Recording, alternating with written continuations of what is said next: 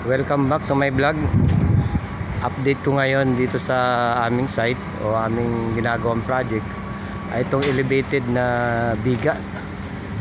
Ayan. Dito yan sa area 2 ng area ng Koji. Ayan, may na-install na rito isang biga na naka-elevated na.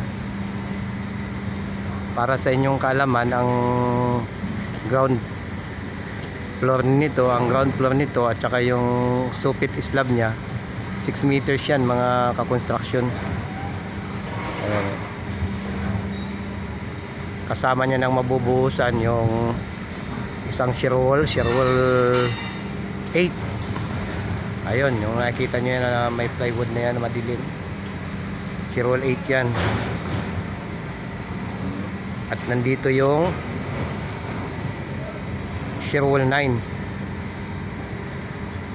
Ayan, ang bakal niya ay nakapang second lip na, kasi ang buhos ng konkreto dito sa shear wall ay may first lip.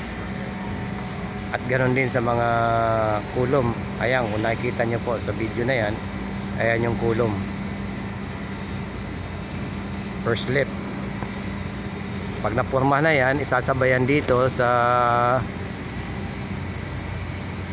mauna, mauna yung kulom na yan na mabubuhusan yung na-connecting na ng biga na naka-elevated.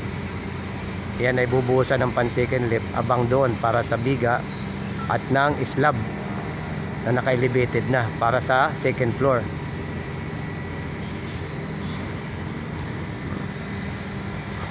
So ngayon, ito yung aking update dito sa zone 2.